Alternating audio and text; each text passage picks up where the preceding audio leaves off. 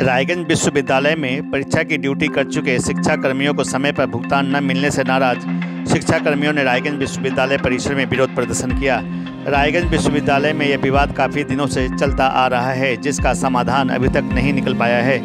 परीक्षा के दौरान ड्यूटी करने वाले शिक्षा कर्मियों और कुलपति के बीच आपसी विवाद बढ़ता जा रहा है। Every drop of water counts. SBM Gold's water tank is the most sustainable and durable water storage solution available. Our hashtag असली कमिटमेंट। शिक्षा कर्मियों ने विश्वविद्यालय के कंट्रोलर के दफ्तर के बाहर विरोध प्रदर्शन किया।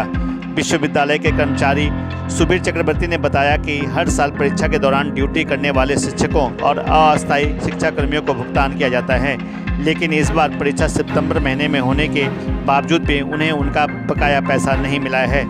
इसके लिए उन्होंने भाई सांसद को जिम्मेदार ठहराया है।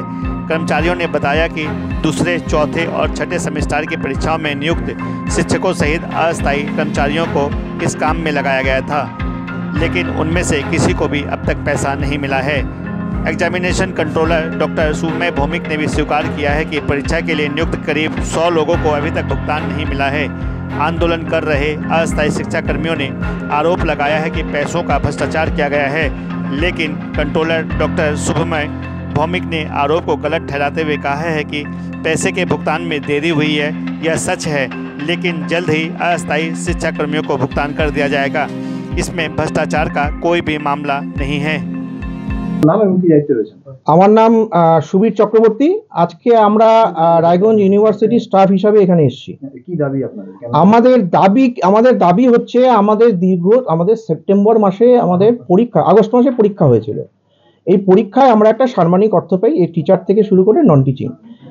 সেই অর্থটা মোটামুটি প্রায় 15 লক্ষর মতো সেইটাকে মানে আমাদের মধ্যে দেওয়া হয় কিছু পার্সেন্টেজ কেটে। তো এতদিন আমরা পরীক্ষার ডিউটি করেছি সেখানে 2015 থেকে, কিন্তু কোনো রকমভাবে আমাদের এই টাকাটা আটকানো হয়নি। এবার এই ভিসি আসাকালীন অর্থাৎ দীপক রয়, আমাদের ভিসি দীপক রয় আসার পর থেকে প্রত্যেক পরীক্ষায় এত ডিস্টার্ব করছেন উনি যে এই টাকাটাকে উনি নিজের সম্পত্তি মনে করে নিজের কাছে রেখে দিচ্ছেন, অর্থাৎ এই টাকাটা উনি আমাদের মধ্যে ডিস্ট্রিবিউট করছেন না। এটা আমাদের সন্দেহ হচ্ছে যে এই দুর্নীতিগ্রস্ত ভিসি অর্থাৎ আমাদের যে দীপক রয় রয়েছেন, তিনি ডিন থাকাকালীন যে দুর্নীতিগুলো করেছিলেন, দুর্নীতি অর্থাৎ একটা দুর্নীতি আমরা হাতে নাতে ধরেছি, 4,93,000 এক ক্যাটারারকে উনি ক্যাশ পেমেন্ট করেছেন। সেই টাকার মানে দুর্নীতিকে ঢাকতে অর্থাৎ এই টাকাটা কি ওই খাতের মধ্যে উনি দিচ্ছেন, এটা আমরা জানতে এসেছি এখানে। যতক্ষণ না আমাদের এই টাকাটা আমাদের আজকে দেবে, আমরা এই কন্ট্রোলার স্যারকে ঘেরাও করে রাখবো। এই দুর্নীতিগ্রস্ত আমরা দাবি করছি এই দুর্নীতিগ্রস্ত ভিসি অবিলম্বে যেন এই বিশ্ববিদ্যালয় থেকে পদত্যাগ করে ইমিডিয়েট বেরিয়ে যায়। কতজনের টাকা পাননি? আমাদের এখানে আমাদের পার্মানেন্ট এবং কন্ট্রাকচুয়াল মিলে মোটামুটি 100 জনের মতো নন টিচিং স্টাফ রয়েছে এবং শিক্ষকও রয়েছেন প্রচুর। তাও কতদিন হলো, মানে কতদিন যাবত টাকাটা? এটা সেপ্টেম্বর থেকে শুরু হয়েছে, আজ পর্যন্ত এত মাস হলো।